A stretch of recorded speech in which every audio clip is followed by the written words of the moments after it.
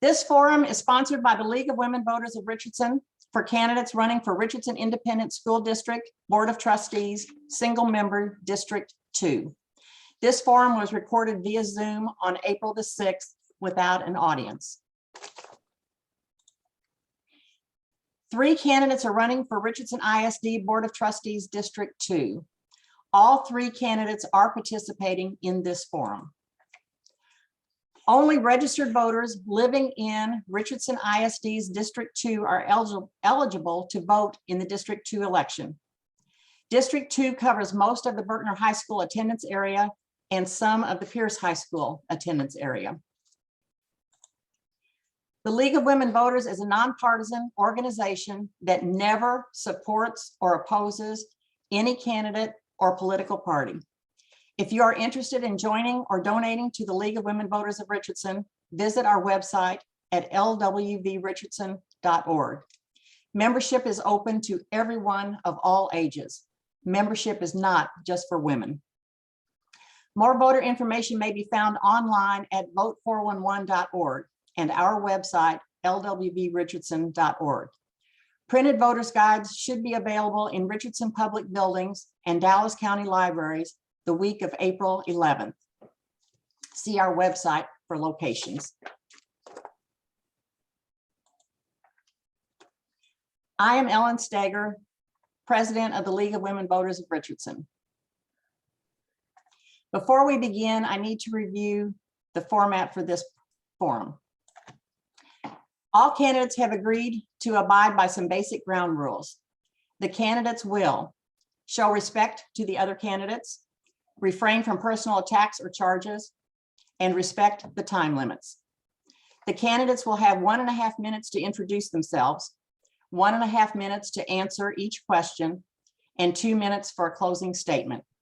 Candidates will rotate going first. The public was polled to supply questions for this forum. Requests were made on social media and on the Richardson League's website, as well as through emails. Many thanks to those who submitted questions. Each of the 57 questions submitted were reviewed. A committee of 8 people met for over 6 hours to determine the questions to be used in this forum. Questions have been screened according to the League of Women Voters of Texas Guide to Candidate Forums. The League did not give the questions to the candidates prior to this forum. The timekeeper for the evening is from the League of Women Voters of Richardson and will be visible on the video at all times during the question and answer segment. The timekeeper will signal with a green sign when 30 seconds remain, with a yellow sign when 10 seconds remain, and with a red stop sign when time for answering the question has expired. Candidates, can you all see the timekeeper? Steve Mitchell will moderate the forum tonight. Mr. Mitchell served on the Richardson City Council from 2005 until 2021 and served as mayor during the 2007 to 2009 term. Prior to his city council tenure, Mr. Mitchell served on the city plan commission for 4 years and on the sign control board for 10 years. Mr. Mitchell has served as the Richardson representative and chair of the Dallas Regional Mobility Coalition, the Richardson Addison representative on the Regional Transportation Council, and as a Metroplex Mayors Association member.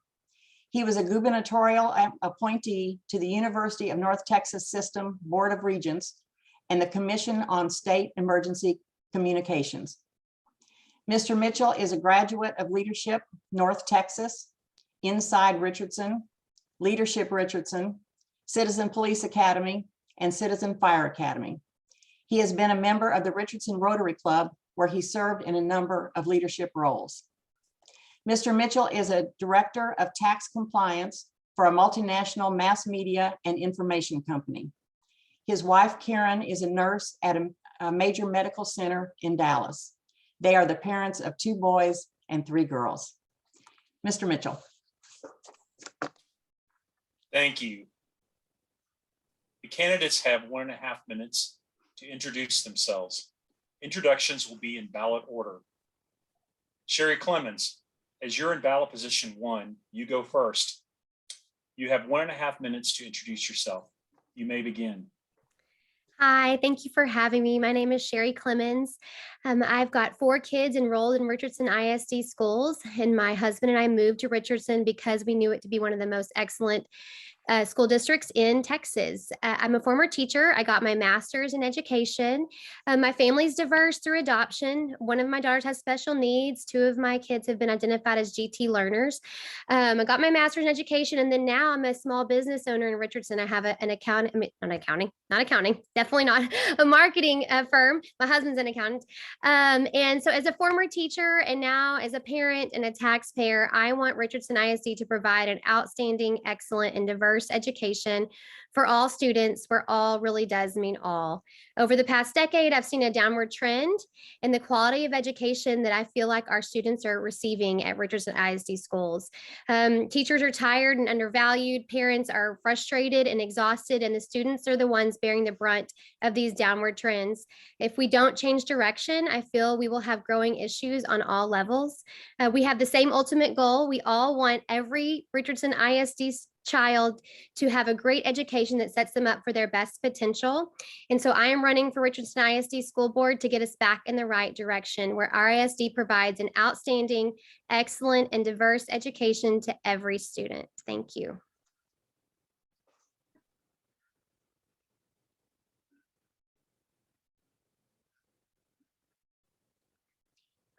You're muted, Steve.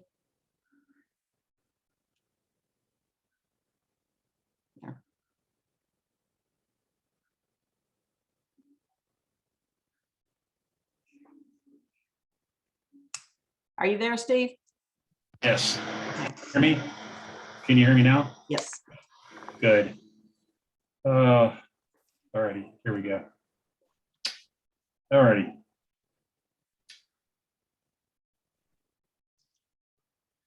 Ms. Pacheco, you're next. You're on ballot position 2. You have 1.5 minutes. Thank you. Thank you. Thank you, League of Women Voters, for having all of us here. I am Vanessa Pacheco, and my family has lived here in Richardson many years. Our children are RISD students, with one a junior at Berkner and one who graduated from Berkner and is her second year of college already. As a parent, I have experienced the dedication of our educators and the challenges they face year by year. Through all of these years, I have supported the schools through PTA, donated materials, and attended school events and meetings to support the many programs Richardson ISD students participate in. I have an MBA in Global Leadership from the #1 ranked program here in Texas from UT Dallas. My professional work experience of acquisitions, divestitures, capital requests, and now education in the education support field have provided me the strong business acumen to make valuable decisions for programs that support our teachers and our students. I am a successful executive and process improvement expert who has been mentored by the best leaders here in the United States corporations. As a former SEL student, I understand the complexities that we have to expand on our learning with using 2 languages. Our students must have the opportunities to use critical thinking, enrichment, and become lifelong learners. As your future trustee in District 2, I will work with RISD team and the community to be a unifying bridge and bring back excellence in our education with inclusivity, equity, and improved outcomes for all of our students. Thank you, Ms. Pacheco. And we'll go back to Sherry Clemens and just thank her for her time. And now we'll move to Trustee Aaron Lynn. You're an incumbent for District 2 and are in ballot position 3 in the election. You have 1.5 minutes to introduce yourself. Mr. Lynn. Thank you. My name is Aaron Lynn, and I want to first thank the League of Women Voters for hosting this forum. I've served the past 6 years on the Richardson School Board, and I'm running for re-election because I believe I have the experience, leadership, and vision needed to represent the Berkner and Pierce areas for another 3 years. I have a passion for public education, and as a father of 3 RISD students, I am 100% invested in providing the best academic outcomes for all students. And I'm not a partisan person. Not once in 6 years have I brought politics into the boardroom. And just as I don't think politics belongs in the classroom, public education should not be political. I'm very concerned about the influence that political groups are having in our district, and I'll tell you that I'm not being supported by any political action committees. I've never been supported by PACs, and I don't want their support. My only agenda is making sure our kids get the best education possible and to ensure that our teachers and students are taken care of. And I think our district is doing a fantastic job. I also think experience matters as we look to our next superintendent. And I'm the only trustee on the current board who's actually gone through a superintendent search. And I'm the only trustee who's actually completed one term. In conclusion, District 2 needs someone with the skills and experience to work with the administration and the other trustees to get positive results on behalf of all of RISD's 37,000 kids. I believe I'm that person because I've been there and done that. If reelected, I'll continue to have an independent voice, stand up for what I believe is right, ask difficult questions, and vote accordingly. Thank you.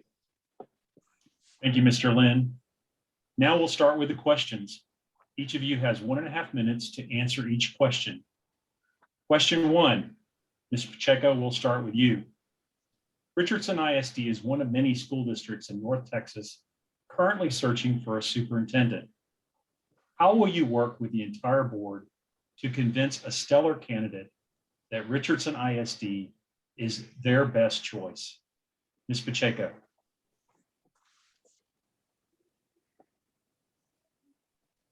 With the current board and as your trustee, I will work with them and also our team within our administration to provide a great benefits package, to show them the great programs that we have and all the strong leadership that we have currently in our teams to bring in a new superintendent. I want to make sure that superintendent understands the culture of our district. I want to make sure that they understand our budget and our needs. And in order to bring them in, and I want the best superintendent here for North Texas, we want to make sure we improve how we market ourselves and show them that we are willing to work with them, that we want their ideas. We have to be good listeners of the future superintendent's ideas, what they bring to the table, and share the planning, share how we want to work together with providing support for those systems and providing support for our teachers and making sure that the superintendent knows that we want to support administration, we want to support the staff, we want to support every single worker in our ISD, from the bus drivers to our kitchen workers to our teachers in every single program, and we'll make it work together for each other. Thank you. Thank you, Ms. Pacheco. Mr. Lynn. Yes, thank you for the question. First of all, I have been working with my colleagues on the school board for the past 6 years to get things done on behalf of our teachers and our kids. And I can tell you that under President Regina Harris's leadership, I've never seen a group more united and committed towards a set of goals than the current group of trustees. And obviously, choosing the RISD's next superintendent is the most important decisions that the trustees will face in the near term. And again, that said, I'm the only trustee on the board who's had the experience of going through the superintendent search. In terms of qualities, it's important that our next superintendent is an expert in curriculum and instruction, a visionary leader who supports teachers and staff through a culture centered on strong academic outcomes for all students. This person should also be an excellent manager of both people and budgets, as RISD has over 5,000 employees and has a long history of financial stewardship, a strong financial stewardship. This person should also know the district and be able to hit the ground running on day one for the benefit of everyone in RISD. Thank you. Thank you, Mr. Lynn. Ms. Clemens. Thank you for this question. I'm excited to work with the current board members to work together to choose the very best leader. We need a captain, and I am excited to introduce them to Richardson and our beautiful community. And I know we all moved here for the same reasons. We love Richardson. We love the diversity. We love the schools. We love the community. And so getting them acclimated and excited about that, that's a great motivation for them to move here because it's such a great community. I would want them to understand our budget and obviously give us very good financial stability and be help us to be good stewards to our taxpayers. They need to be, like Mr. Lynn said, a great manager. It's 5,000 employees. And so looking through their history of success managing other school districts or the like, other teachers if they're from admin. I want to make sure they're a champion for teachers. I mean, we know that our teachers need a huge person to come in and motivate them to do their best jobs, and then also to stay in our district, and someone that's motivated to help us find ways to hire the best teachers as well. The main thing I want them, though, to have is to be educationally focused. It's a very critical decision that we're making in front of us, and we need to commit to hiring a superintendent committed to education. All right, thank you, Ms. Clemens. We'll move to question 2. Mr. Lynn, we'll start with you. What policies, if any, could the board enact to improve teacher morale and retention? Mr. Lynn.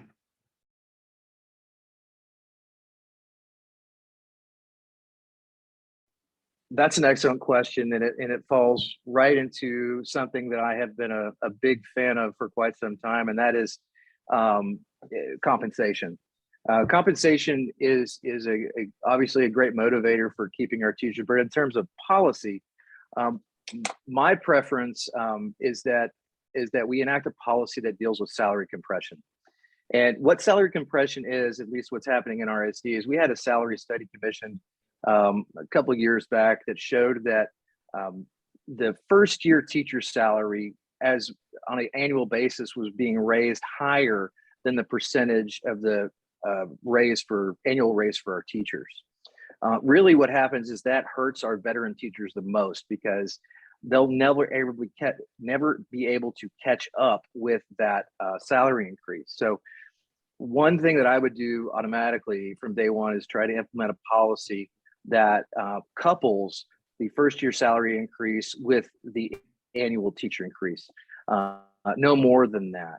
And I'd also go through and do something that we've done several times, and that's do a stratified pay increase. I'm giving our veteran teachers more because they're the ones that are impacted the most through that annual salary increase.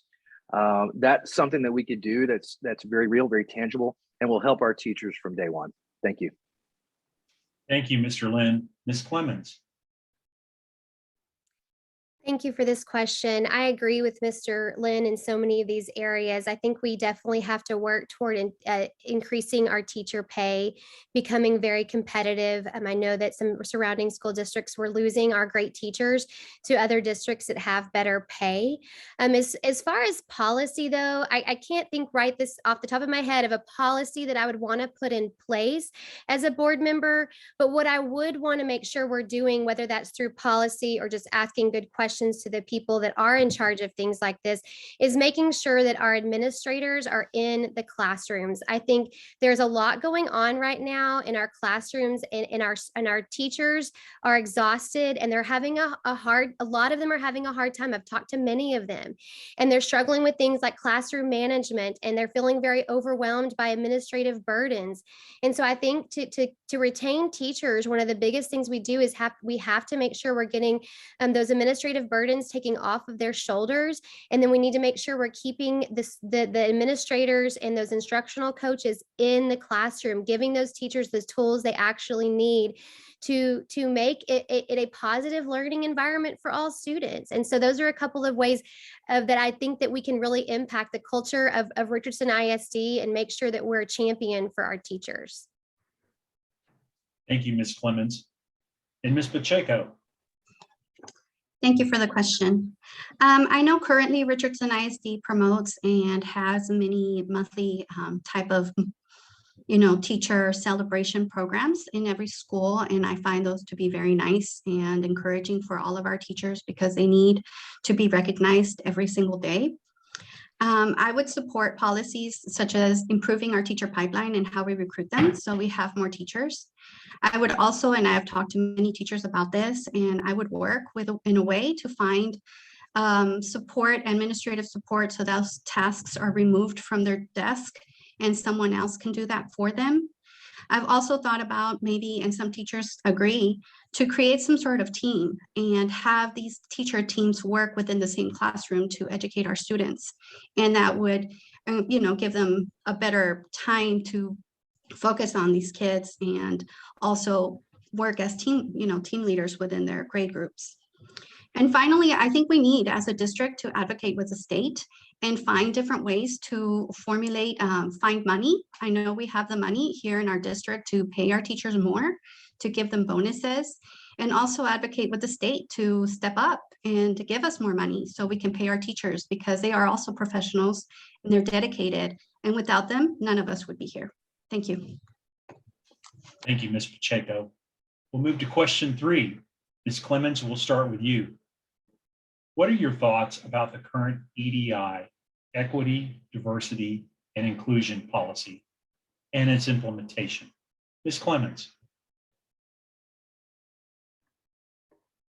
Thank you for this question. I live diversity every day, and I moved to Richardson for diversity. 2 of my kids don't look like me, and I'm thankful that the schools they go to are a picture of real world. And to serve students with differing backgrounds and religions and races, how are we going to serve each student? I think one thing we have to do is make sure the curriculum is neutral. When it's not neutral, it's politicized and it causes division. I do feel that the current equity, diversity, and inclusion policy has caused division among our students and our teachers and our families. We know at board meetings, there's both sides being presented, of people that are very for the curriculum that's now been put in place under the equity, diversity, and inclusion policy, and people that are very much against it. And I dug into the curriculum myself, and for me, I can see that it doesn't seem to be neutral. It seems to be political. So I want diversity. I believe in diversity, and I want all kids to succeed. I would want to ask questions about the SEL and the Connecting Cultures curriculum that's in place to make sure it's producing the effective academic outcomes, which is what the goal of the public school is. And we've got to be making sure that we say all kids should be treated the same way in schools. Thank you, Ms. Clemens. Ms. Pacheco. Thank you. I'm a strong supporter of equity, diversity, and inclusion programs everywhere in our schools and in our businesses. Our students will not be competitive in our future global economy if they are not aware of our different cultures, of equity, and being inclusive generally within the business community, because I think our businesses are going to expect that going forward. I think all of us are complex. We have diversity in our district. We should be able to talk to each other with respect and learn about each other's differences. I don't believe that any one culture should be erased, and it should be prideful. We should all have pride to be here and to be energized by that difference. And no one can take that away from any one person, just as knowledge is not taken from any one person. And diversity and inclusivity is also knowledge. It's anti-discriminatory. And we can't be erased as diverse peoples. I have worked really hard to move up the ladder. I am a very small number as a Mexican-American woman with a professional MBA here in the United States.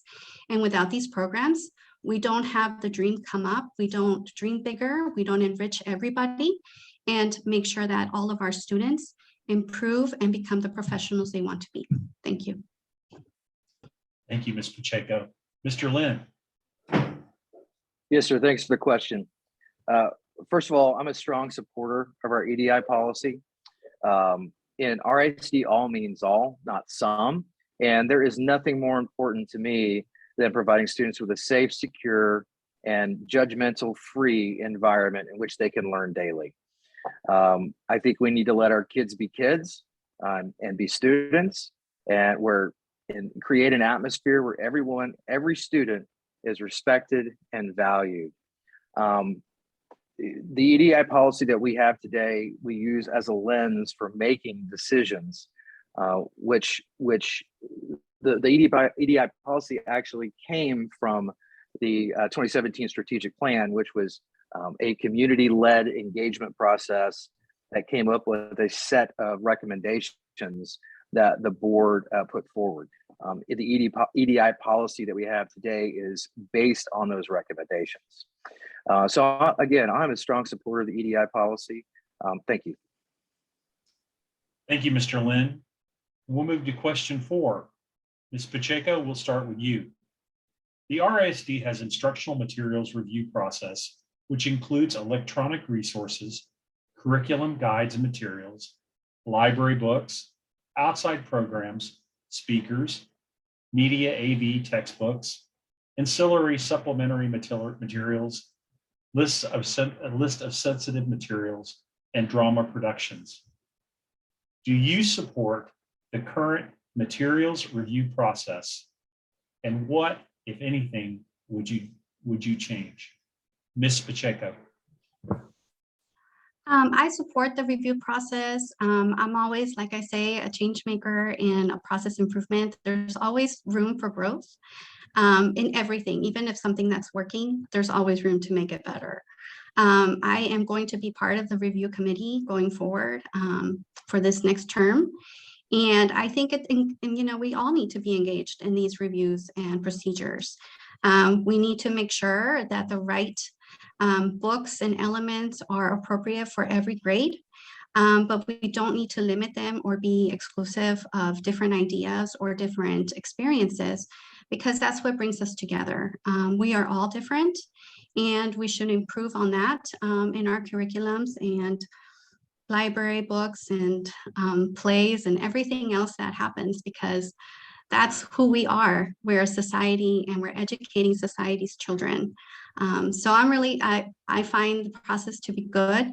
I think we need to, keep encouraging family members, parents, teachers, and everyone else that wants to be a part of it to join us and make sure that the curriculum is full, complete, and diverse. Thank you. Thank you, Ms. Pacheco. Mr. Lynn.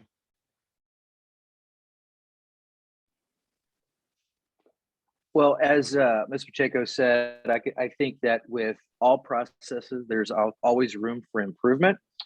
I think we have a good process the way it stands, but could it improve? Absolutely. One of the things that I don't pretend to be an educator. I'm not an educator, and I'm not a curriculum expert.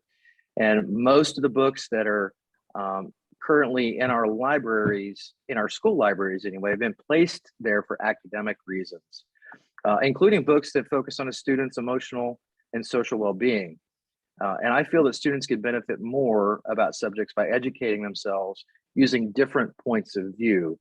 And I'll just say this, there's been some discussions in our community, in our board meetings about removing or banning certain books. And as a student of history, I don't know any society that's benefited from banning knowledge. And I believe community input is always valued and important. And RISD is currently going through an engagement process to create a graduate profile for our students that I'm hopeful will help our community achieve a consensus on that conversation. But overall, I think we have a great process that works. Could it be improved? Absolutely. Thank you. All right, thank you, Mr. Lynn. Ms. Clemens. This question hits close to home because my daughter came home with some inappropriate books on her book list this past fall. And I spoke at the board meeting after trying to go to the correct avenues to get some resolution of why these books were placed on her book list. I finally talked to the board, and as of today, as a parent and a taxpayer, I still have no one from the district has reached out to me about how that impacted my daughter or her friends in that classroom. There is something going on with the review process that does need to be changed. I was told when I asked about the books that there actually wasn't a review process for books, and teachers were free to choose any book that they would want to choose. If that's not true, I haven't heard that. And so I believe that the board must set a policy in place to review. And I am not talking about banning books. I love books, and I want free access to free speech and to free expression.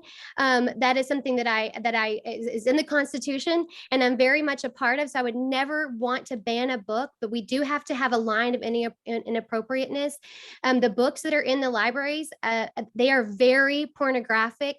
You would be shocked at what I found in the libraries in Richardson ISD schools, and we have to keep our students' minds safe. The board has to set a policy on books.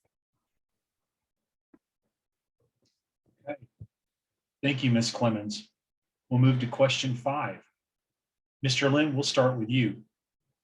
As a person elected to represent a single member district, how do you balance the interest of your district with your responsibilities to RISD as a whole? Mr. Lynn.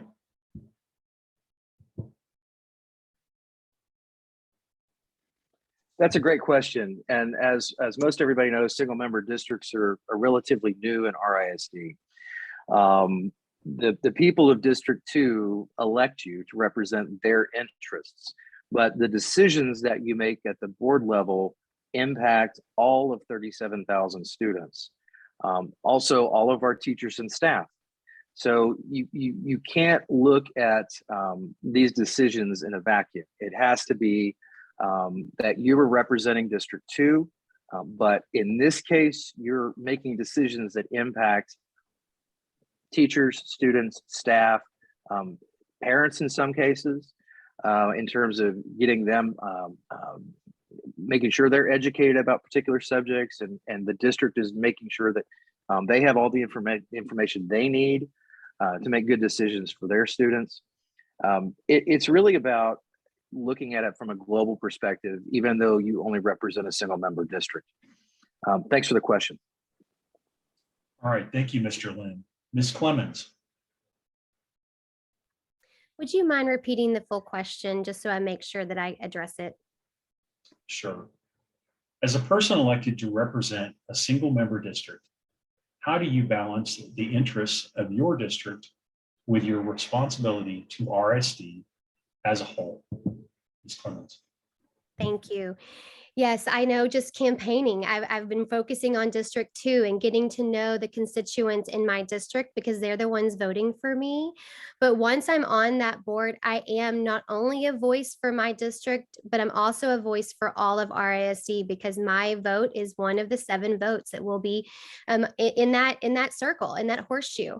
You know, one of the things that I think that I plan on doing if I'm elected is really showing that care side of board members. We're supposed to be one of the board's things that we're supposed to be doing is communicating with the community. And so I want to respond to emails. I want to meet my constituents where they are and listen, and then find out how to help them, whether that's connecting them with the right person, whether that's getting my superintendent informed so that they can then make some decisions. But I want to be that sounding board and that liaison between the community and the district. And so that happens across all of RISD. It's not like I just have to visit and meet with D2 constituents. Once I'm on the board, I'm a voice for all. And I would respond to emails, show that I care, try to understand that I am not going to have a magic wand to create all the greatest solutions ever, but that I hope that they will see that I'm in their corner and will fight for them. All right. Thank you, Ms. Clemens. Ms. Pacheco.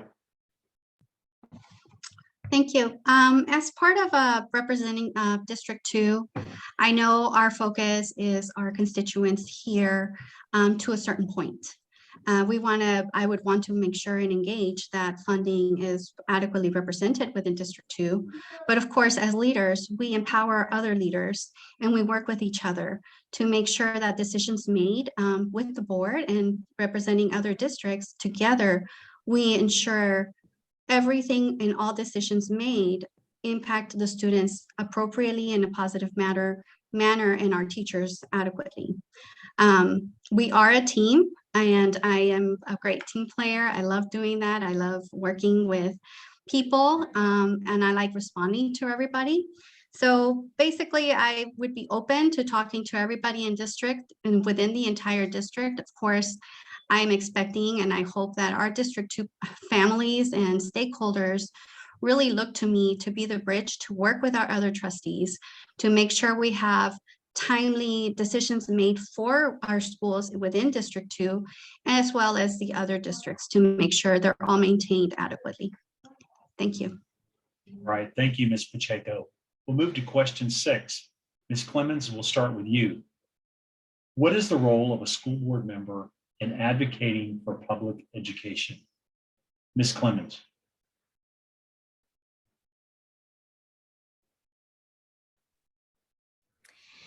As a teacher and a mom, the role for me would be as a school board member to advocate for educating all students. The main function of the board is to help put policies in place that are going to affect educational outcomes positively.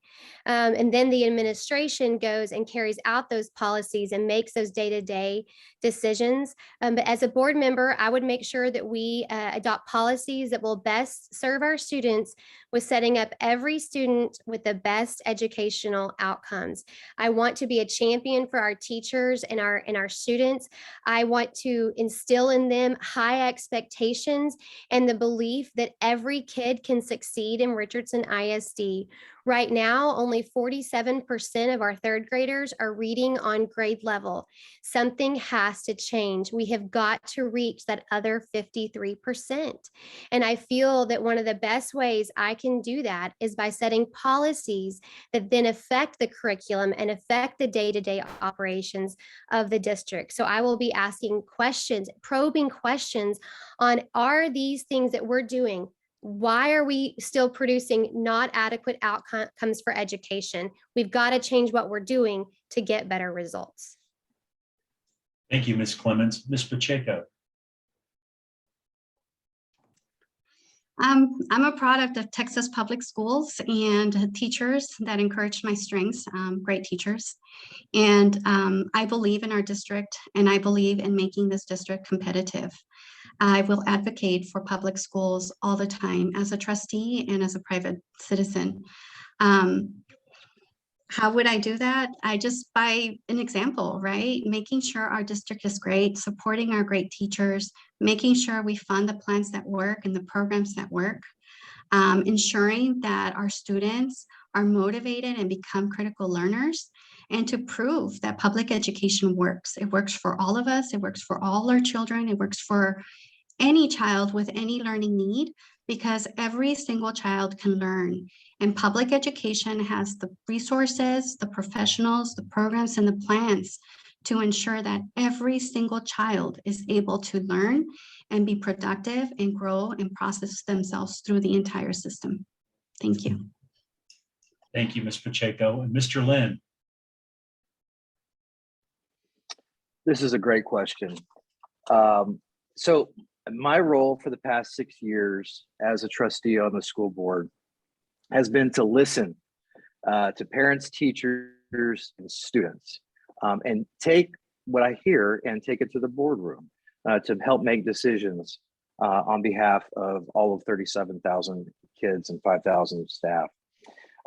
My knowledge of RISD is extensive, and I have championed public education over the past 6 years on numerous levels. One of the first opportunities I had was during the 2016 bond, and then of course the 2021 bond that we just passed. And one of the things that I don't know a lot of people know about me is my wife and I moved to Richardson ISD, Richardson specifically, for the great neighborhoods and fantastic schools. And I ran for school board in 2015 because I wanted to help. I wanted to be that parent. I didn't want to be that parent that sat on the sidelines and just said, hey, y'all are doing a great job, keep it up. I wanted to be active and involved. And one of the first things I was able to do when I came on the board is get to understand exactly how school funding works. And so I helped go down to Austin on numerous occasions now, fought for public education, fought for school funding in Austin. And again, most importantly, I worked against vouchers. Thank you. Thank you, Mr. Lynn. We'll move to question 7. Ms. Pacheco, we'll start with you. If elected, how would you respond to a vocal group of stakeholders whose views you believe do not represent those of the majority of your constituents? Please elaborate. Ms. Pacheco. Thank you for the question. Sometimes people are vocal about different things. They have strong core values, and I respect those very much. My response would be, first, is this view something that is part of school board governance? Or is this point of view or discussion not part of school board governance? And do we need to redirect this group to a different place? Secondly, I would listen. Let's listen, let's learn together, and let's understand each other. Diversity isn't going to change. Their points of view aren't going to change. So let's find common ground. Let's work together. Let's be a bridge and focus on what's important. How do we make our students successful? How do we support our teachers? And what are the best ways to do that? What is our economy going to look like in the future? And how do we get there? I think once we find that and we provide those plans and remove whatever fears that exist from either side, my side, their sides, the opposite sides, we can work together. I am a strong believer of working together with everyone. Okay, thank you, Ms. Pacheco. We'll move to Mr. Lin.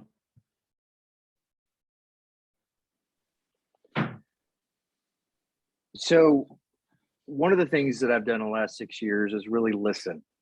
I think you have to listen to the people that come to board meetings. I think that you need to listen to people who email you, people who reach out to you at the supermarket, people you see at neighborhood events. Really listen. One of the great examples, or one of the examples that I bring forward right now, is something that happened last year, and that's concerning masks.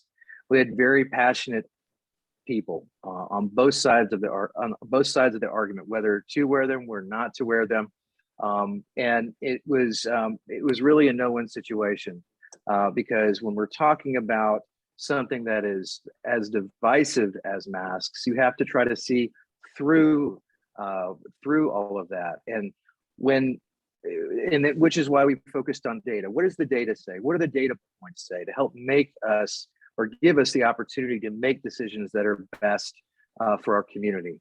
And so I think when it comes down to it, all means all. You can't just take the voices you want to hear and make decisions that are focused on just those voices. You have to listen to everybody, and you have to make a decision that's best for a majority of people, knowing that sometimes there are going to be some people that aren't happy with the decisions you make.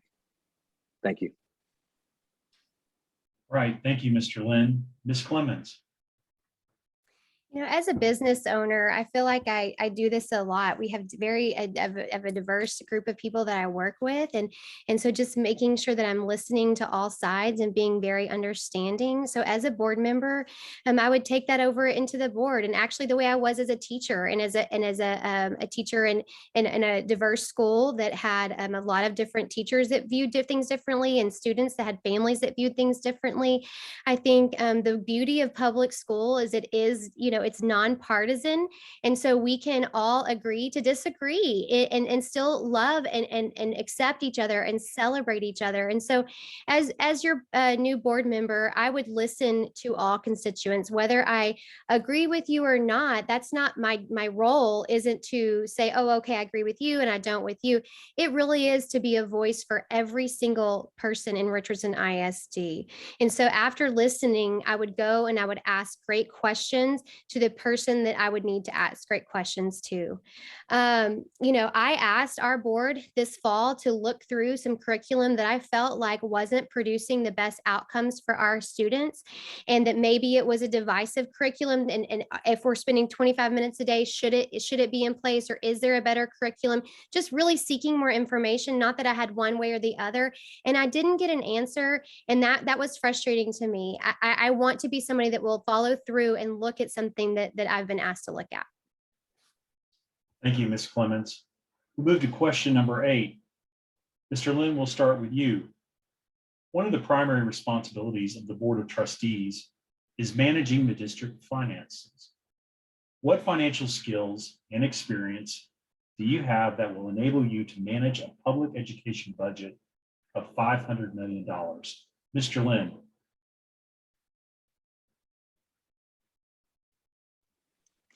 This is a great question and one that I'm very proud of, because as the last 6 years as a trustee in RISD, I've had to make decisions on budgets.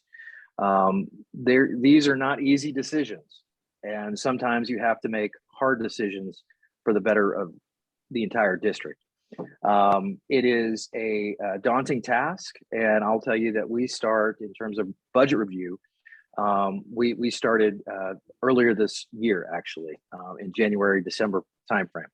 And in terms of when we're looking at the budget, we have to remember that trustees don't have the responsibility of managing the day-to-day operations of the school district. That falls to the superintendent. And the superintendent brings forward recommendations for us to review. Many of those recommendations have financial consequences. Again, these are budget decisions. So I'm very proud of the strong financial stewardship that RISD has had for a very long time. I'm standing on the shoulders of the people who came before me on the school board. And I can tell you that because of our strong financial stewardship, we have one of the highest bond ratings in the state, which allows us to borrow money at the lowest interest rate possible, which saves our taxpayers millions of dollars in some cases. Thank you.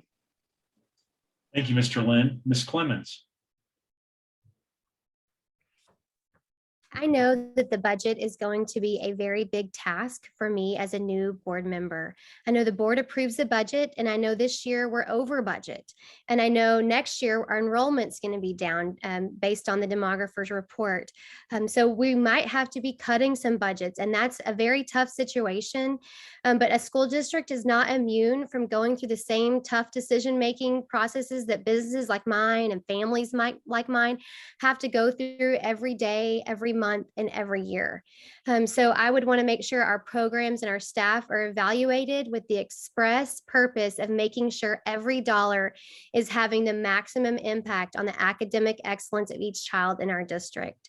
As many dollars as a teacher, this one's huge. We have to have as many dollars possible spent inside the classroom where the students are sitting and learning every day. And this includes making our teacher pay competitive. As your trustee, I will ask the hard questions about where we can make adjustments that make sense so that we can use our budget to impact the academic outcomes of every student. One of the recent expenditures, I was at the board meeting a couple weeks ago, and it was on the new graduate profile. And I would want to just examples like that, would want to dig deeper into why we're hiring an outside company to do this, and making sure that that's a wise money to be spent when we already had a graduate profile done in 2014 that didn't seem like it was successful. All right. Thank you very much. And we'll move to Ms. Pacheco. Thank you.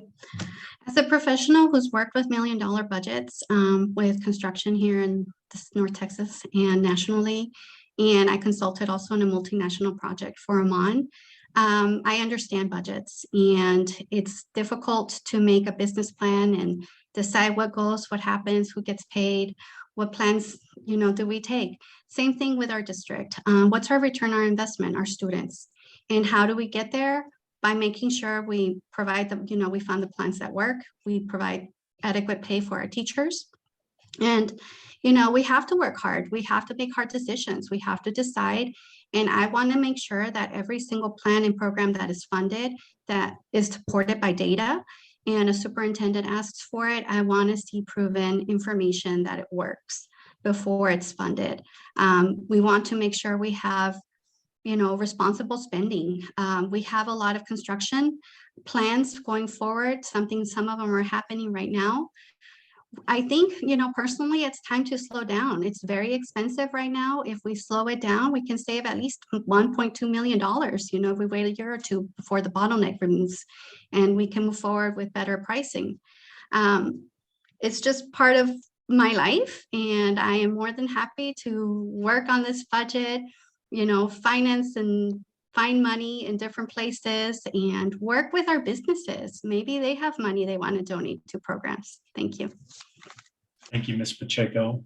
We'll move to question 9. Ms. Clements, we'll start with you. How will you approach the current push to remove from school libraries and classrooms books that some parents deem objectionable? Ms. Clements. Yes, we already touched on this a little bit, but I'm happy to continue the conversation. After the book situation came out in the fall, I was told by administration that there would be a book review process in place, and a couple of the books were removed because they were deemed by the district to be inappropriate for 13-year-olds. And so there is a line, we have a line for everything. We have a line for when people can drink alcohol, when they can drive a car, when they can vote. So we've got to have a line on appropriateness of books. So I would want to make sure that we think about and look at the research that shows that kids' brains are not ready for adult topics. Mental health, the crisis is on the rise. Suicide rates are skyrocketing. There has to be a set line because we've got this new push of new books that are graphic novels that have pushed this to a totally new level that many, if not most, parents, most adults would look at it and realize it's not safe for our kids. The line is hard, right? Because everybody maybe has a different opinion on where that line should be. That's why you get to elect 7 people on your board, and then they get to talk with you and then to talk together and set a policy and vote on it and put it in place to put a line. And that way we keep our students' minds safe. Good thing there's public library for any book. And so parents can go to the library or on Amazon to get any book, but keep them safe in schools. Thank you, Ms. Clemens. Ms. Pacheco. Thank you. I think books are important and necessary. They teach us different places to go, places to imagine. It teaches us different ways people live. It's important to have inclusivity to show different points of view and experiences in our books. Removing books that maybe show LGBTQ families or children who are experiencing those feelings are necessary because we all need to see ourselves in books. We all need to see different experiences in books. And that is necessary and important because sometimes if we feel erased, if we feel not seen or overlooked, we don't matter. And sometimes that also affects a lot of mental health in our children when they feel they don't matter or that they're not important because they don't see themselves in their books that they're reading. I would also think that schools are, and they should always be, an open and safe environment for discussion. Teachers, I know, currently send syllabus and information of all things that are happening on a weekly basis, elementary level, and sometimes even in junior high level. And I still get it for high school for a lot of my teachers, for my kid. I think we need to maybe add a little bit of that information. If there is a book that, maybe we need a permission slip or information on the book, and then the kid can, the parent can decide. But, it's up to families, right, to have an open discussion as well. We can always refrain. Thank you. Thank you, Ms. Pacheco, and we'll move to Mr. Lynn. Yes, thank you for the question. First of all, I remember the board meeting where Ms. Clemens came before the board and read an excerpt from the book that she's talking about. And I remember having vivid concerns myself about this. And I know that there was an investigation into this. And as Ms. Clemens said, the teacher, I think, made a poor choice. And I think that was that was the conclusion that the administration came to. Made a poor choice by giving Ms. Clemens' daughter this book. But I think one of the things, we shouldn't throw the baby out with the bathwater. A majority of RISD's books have been placed in school libraries for academic reasons, including books that focus on a student's social and emotional well-being. And I feel that students can benefit more about subjects by educating themselves using different points of view. And I believe that the community input, like I said before, is always valued, and RISD is going through an engagement process to create a graduate profile. for our students. And I'm hopeful that this conversation in terms of core values and what we're looking for in terms of what we hope as a community that our students will graduate with, I'm hoping this will bring a consensus forward to this conversation. Thank you. Thank you, Mr. Lynn. We'll move to question 10. Ms. Pacheco, we'll start with you. How can the board address lingering effects of the disruptions caused by the pandemic? Ms. Pacheco. Wow, lingering effects. We have all kinds of effects. Not only do we have gaps in learning that have expanded, we also have a lot of emotional and mental health effects for our children. They just experienced something that none of us had ever experienced as children. So how do we make it better? How do we make a better way and solution? Not sure. I think one thing that I've always thought of is maybe we increase the school year a little bit so that we can reach the kids and create a solid foundation, find the gaps and fill them. We can provide additional supports and resources at every school and identify the children that have the most need and meet them where they are. It's very difficult for children who already have gaps to continue to have new learning items every single day because they're just continuously falling behind. Their confidence is lower, and we have to work together. We have to work with counselors, we have to work with actual psychologists, and we have to modify our curriculum and be really honest. Let's be honest. Let's work hard to meet the children where they're at, give them the tools they need, give the teachers the supports they need to breach the gaps, to ensure that they are learning what they need. And eventually, with all of those systems in place and additional time, our kids will fulfill what they need to fulfill. They'll be great test takers and they'll graduate with good stuff. Thanks. Thank you, Ms. Pacheco. Mr. Lynn.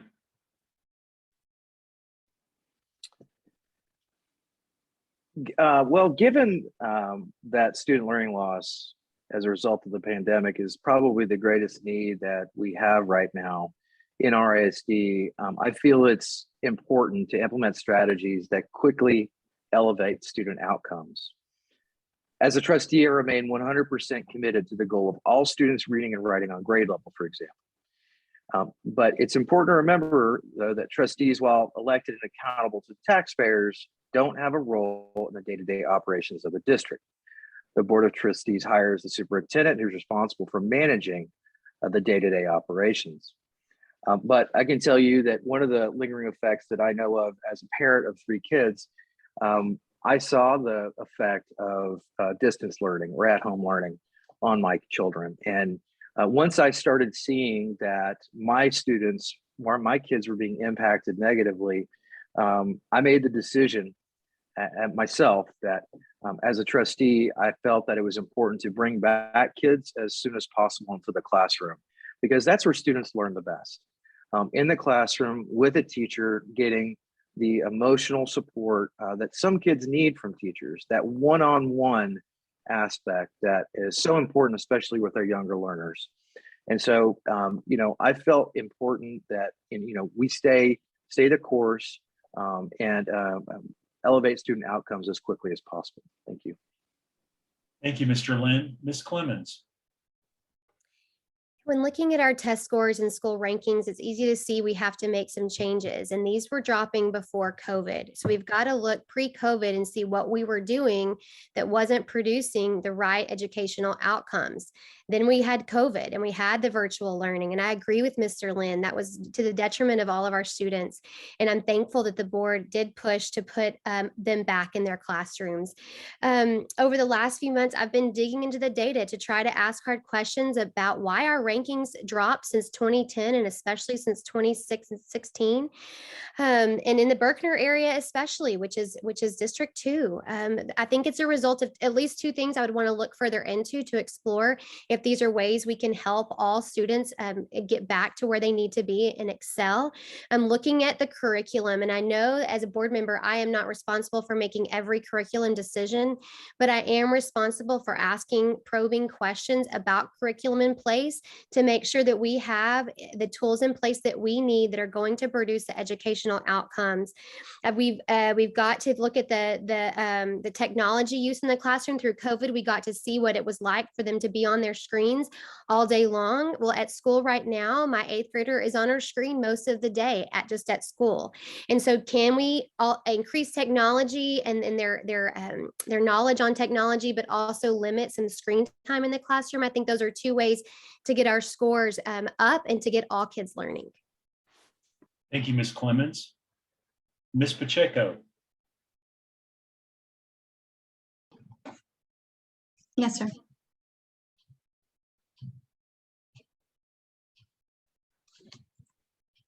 Oh, got it. We're going to go to question 11. Mr. Lynn, we'll start with you. What skills and competencies should a 21st century high school graduate possess? Please explain. Mr. Lynn.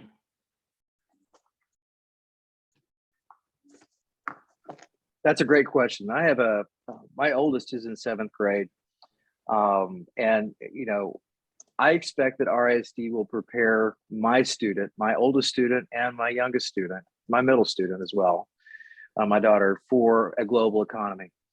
Now, that's not just a platitude. I think that in order to compete in a global economy, first of all, we have to have technology. And technology, our students have to learn on the technology of today in order to prepare for the jobs of tomorrow. Not only that, but they have to be well-rounded. They have to, I feel it's important that students have as classical education as possible: reading, writing, math, science.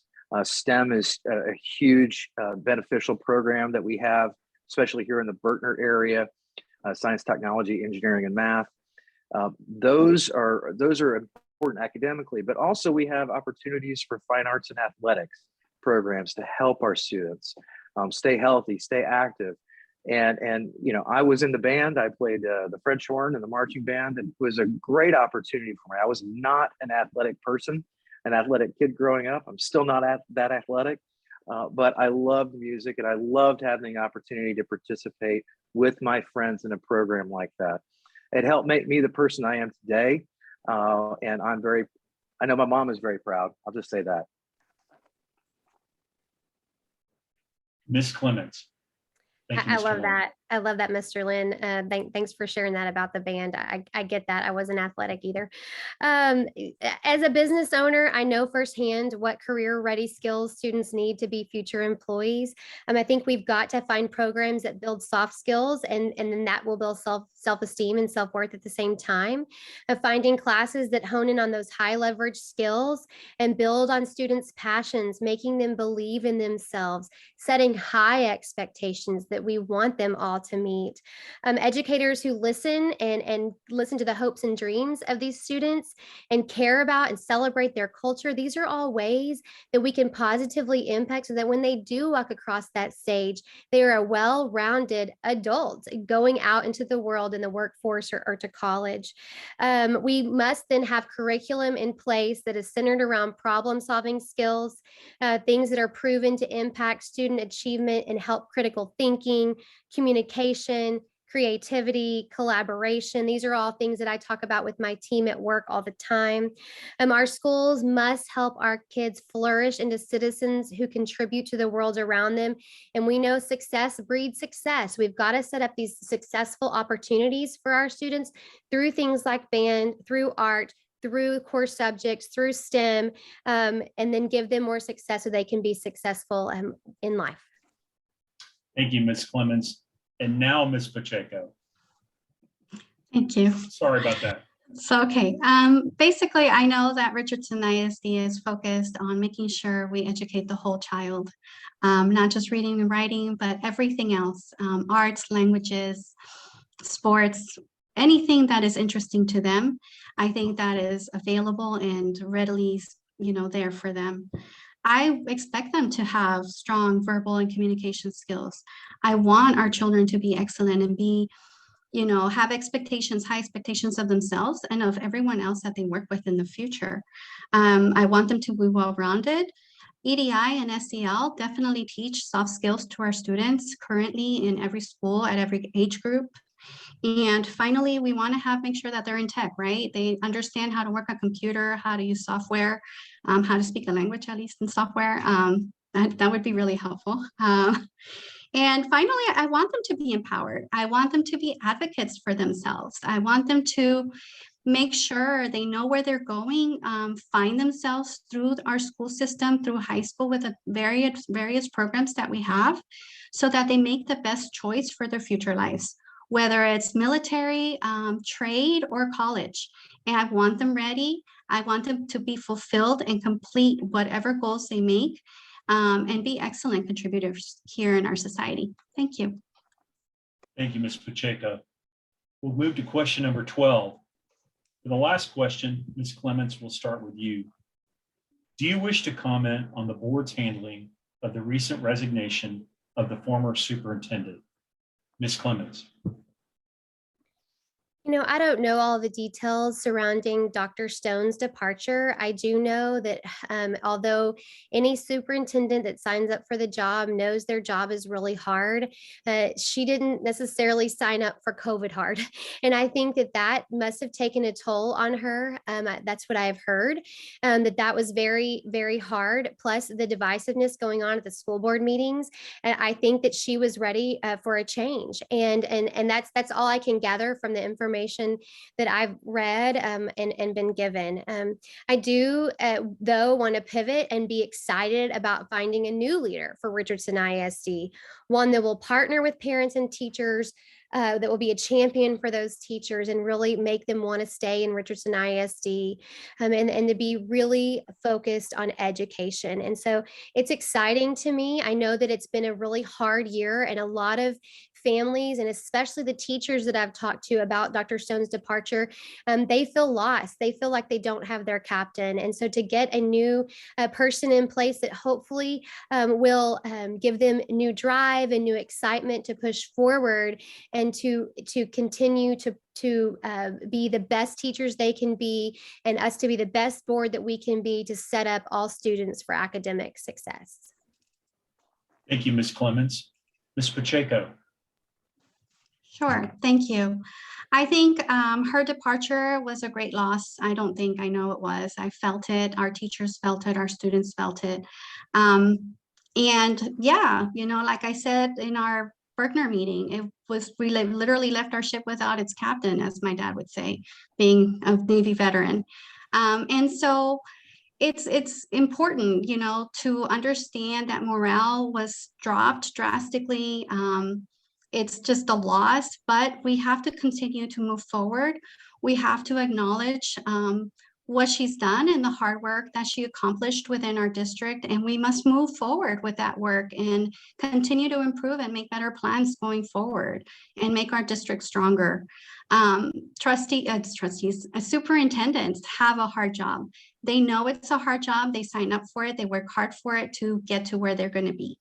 And it's up to us as the board trustees to be the team leaders, to support them, to have their back, and to make sure we engage together to acknowledge our differences or be together with a plan, but actually work honestly and creatively with each other for the betterment of our students and to support our teachers and the entire community in Richardson ISD.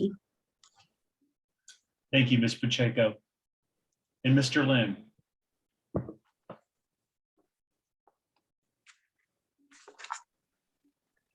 Thank you.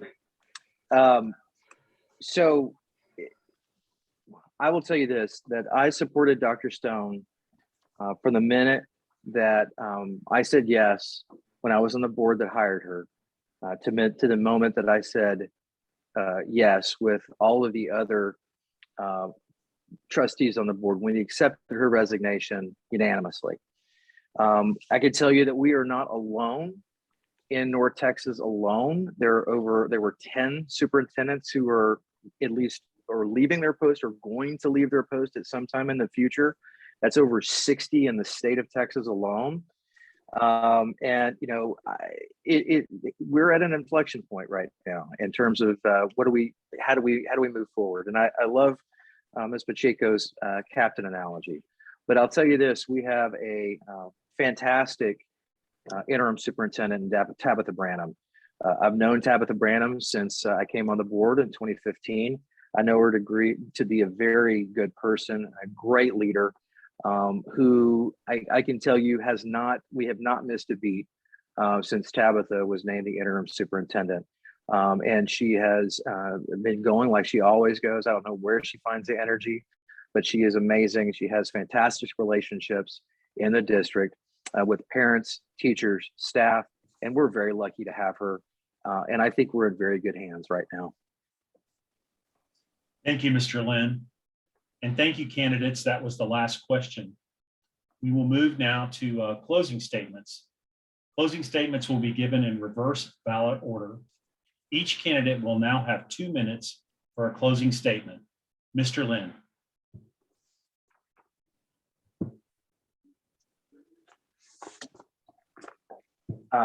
Thank you, Mr. Mitchell, for being our fantastic moderator here today. And I want to thank all those of you who are watching all this to the end, this forum to the end. Thank you for being here. Thank you for listening. And I also want to thank again the League of Women Voters for sponsoring this great event.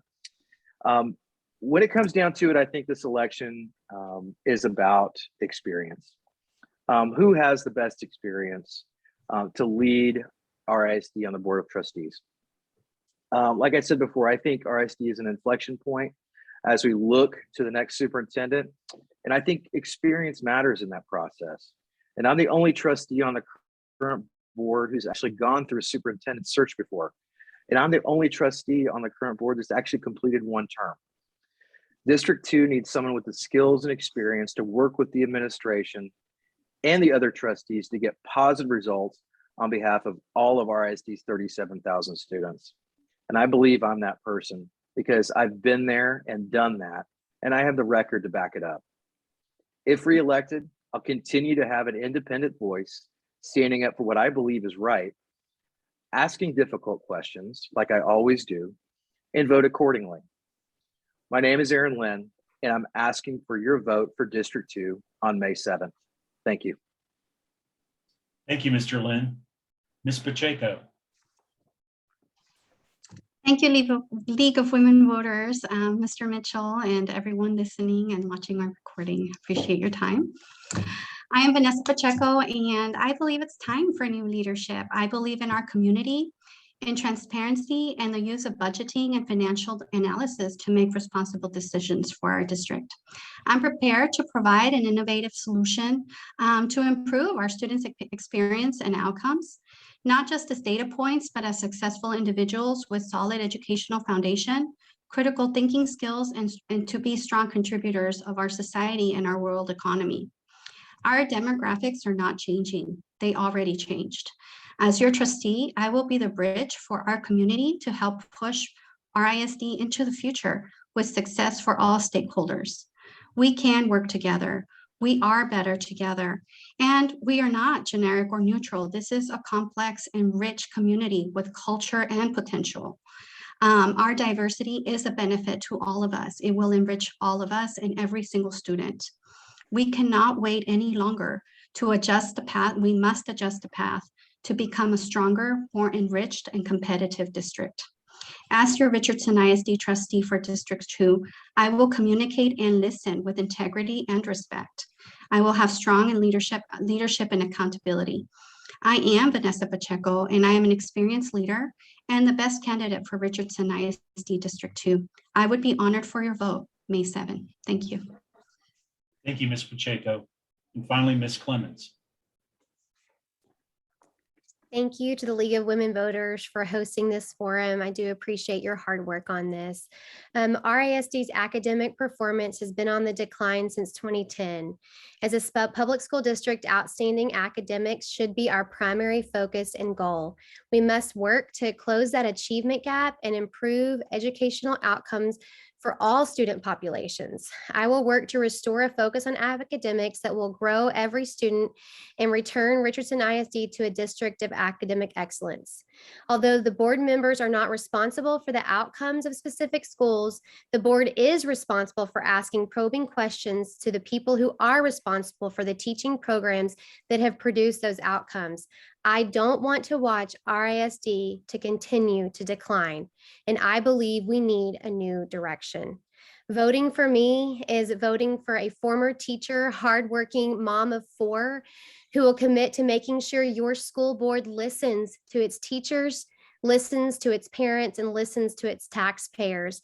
It's a vote in the right direction, a vote for the future of academic excellence in Richardson ISD. I ask for your vote on May 7th. Sherry Clemens for District 2. Thank you. Thank you, Ms. Clemens. And thank you, candidates, for participating in our virtual forum. Early voting begins in person Monday, April 25th, and continues through Tuesday, May 3rd. You must have already registered to vote, you must have already registered in order to vote in the May 7th joint election. The deadline to register to vote was April 7th. Make sure you exercise your right to vote, and thank you for watching. Good night.